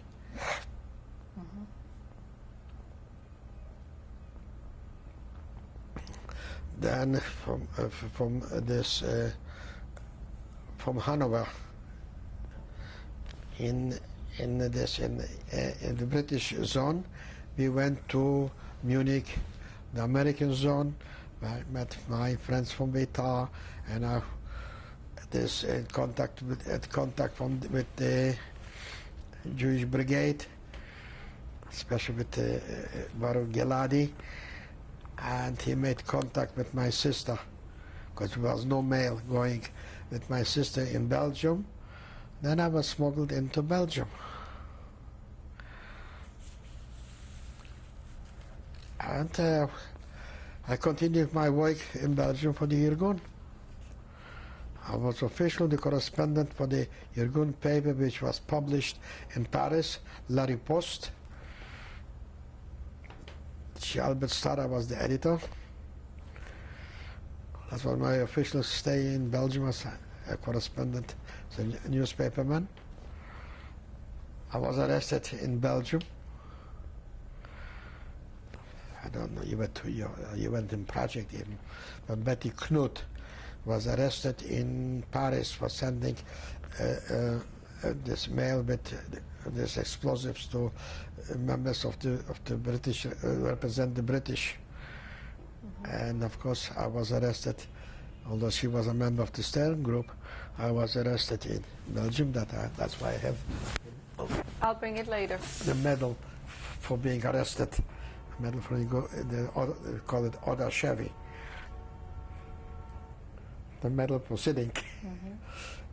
And I continued my work till prepared buying this arms in Belgium, which was loaded on the Altalena ship, and I was constantly smuggling the arms in Belgium till 1948. Foundation of the state. Foundation of Israel. Then my illegal activities ceased. I became a normal human being. You had a child in Belgium? Yes. Yes. Your daughter? My daughter, Jenny, or Miriam Yocheved, named after her two grandmothers. She married, she graduated City College here. And she married in 1977. And had one son here in New York. They lived here in the same building after she married. She lived on the 20th floor and I'm on the 17th. Who's named after my father and after his other grandfather. That's why it's Eric Scott Levy, Emmanuel Shmuel Levy. And my granddaughter is named after my wife's sister, which I said was my beloved, this Renee, and after my wife's grandmother, Deborah. And then you decided to come to America, right? Then I decided to. My wife was afraid. She said, I have enough on the ground. I know the first thing you'll come to Israel. You'll be in Dirgun. And I have enough of on-the-ground life. I was sleeping enough nights on mattresses filled with grenades and handguns. That was how our honeymoon was, on a mattress filled with guns and hand grenades. Elaborated, of course.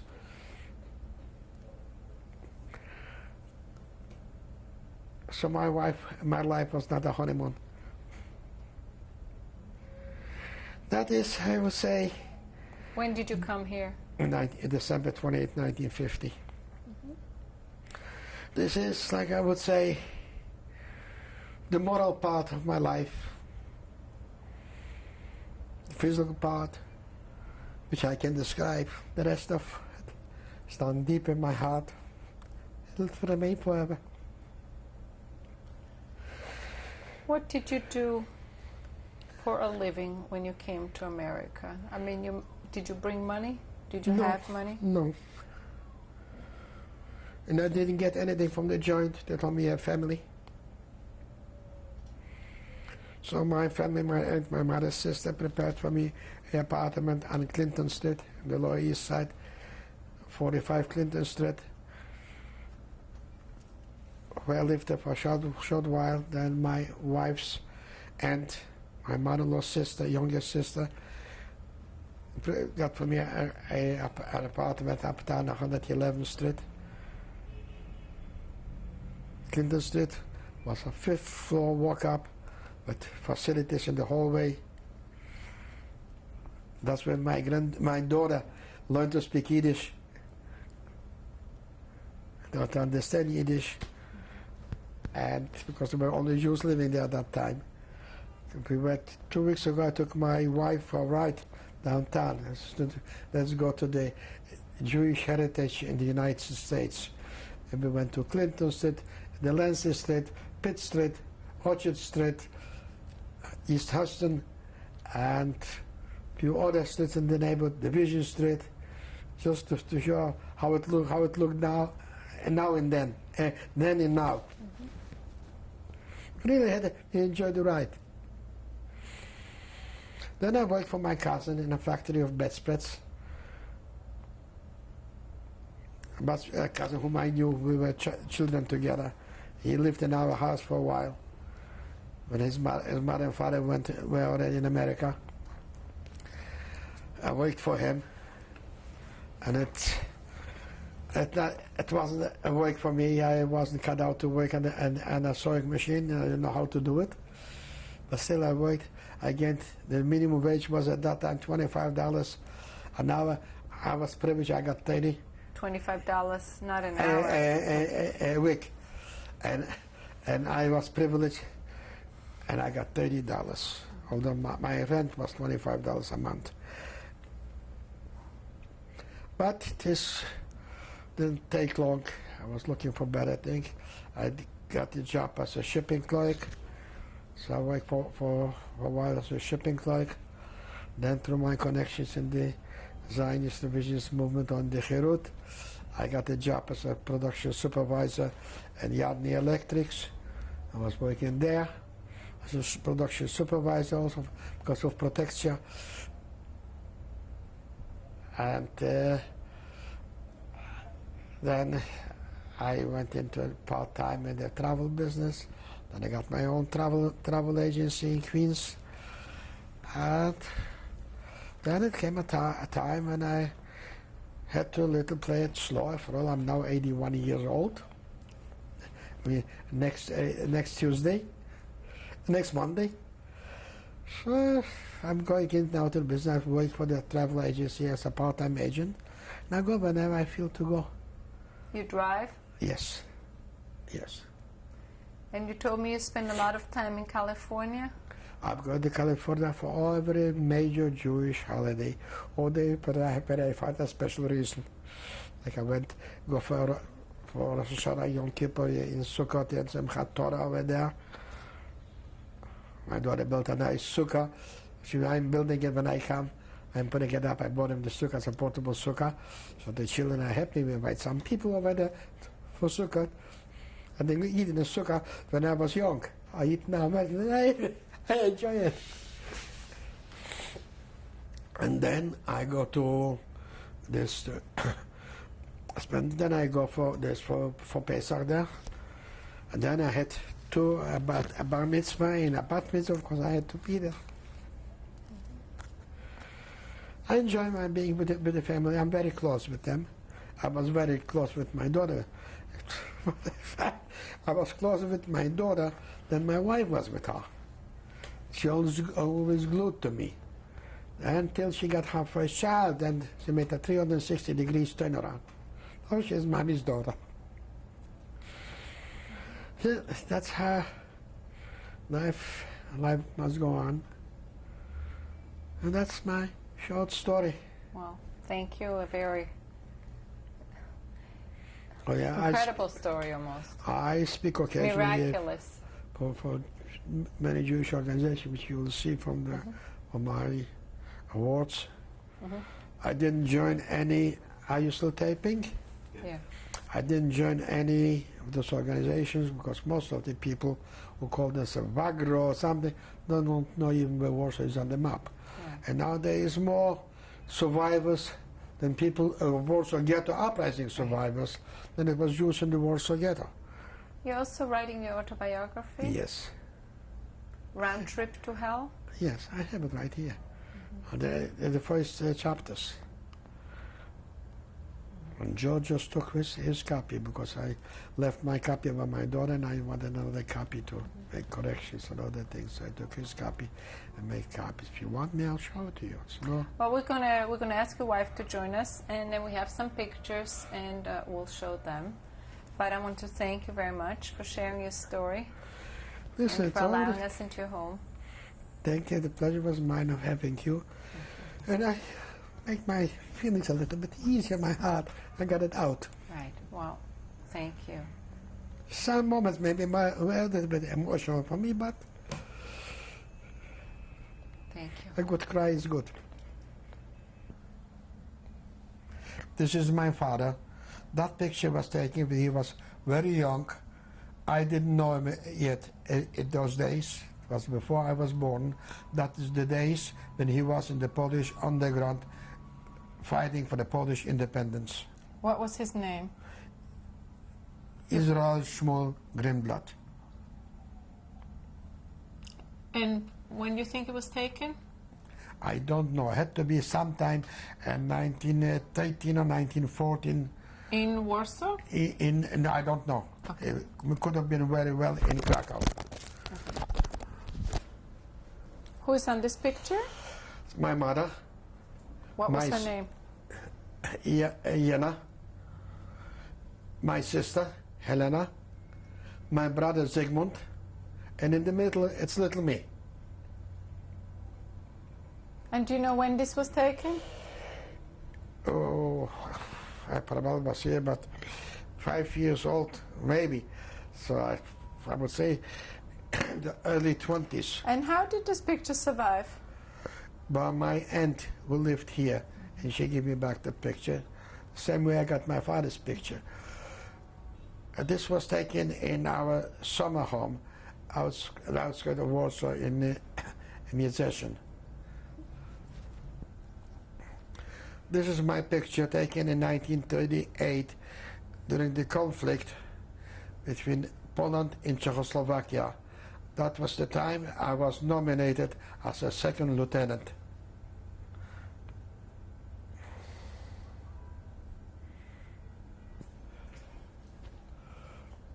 Who is on this picture, Mr. Greenblatt?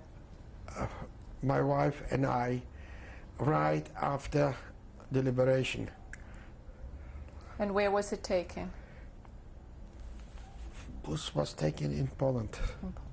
Yes.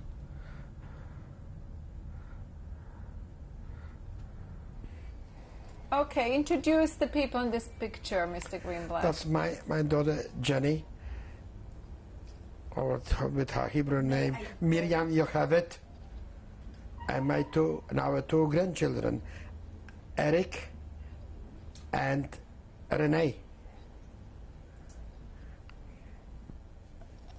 This is Eric, our grandson, at his bar mitzvah, holding the Torah, and this was in Temple Bet Emet in Anaheim, California.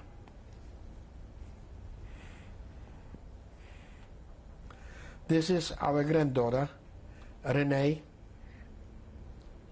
That's her bat mitzvah, also in Anaheim, California.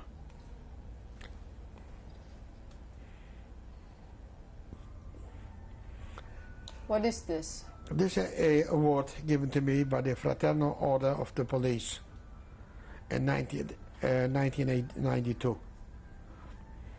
In recognition of exceptional personal integrity and exemplary conduct. And it was the first time, it says, that this was given to a civilian.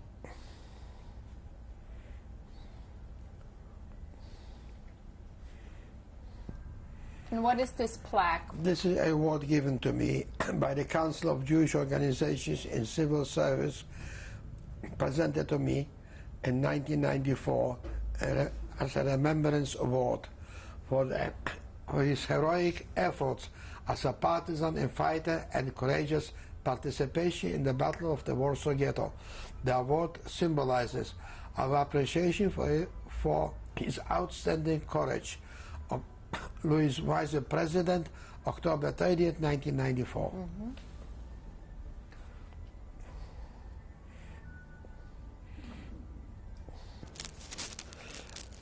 The first medal is a Medal of Tirgun, 20 Shana Lachrazat Hameret, celebrating the 20th anniversary of restoring the revolt.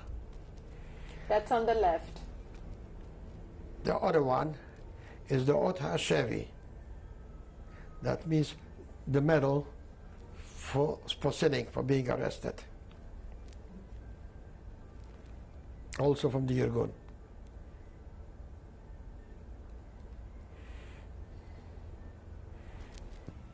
We were joined by Mrs. Irene Greenblatt, who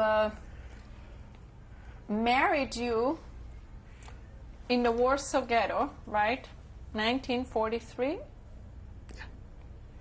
And has been your partner ever since. Herself a survivor, but not quite ready to give her own testimony. So we just wanted to thank you for letting us photograph you and for letting us into your home.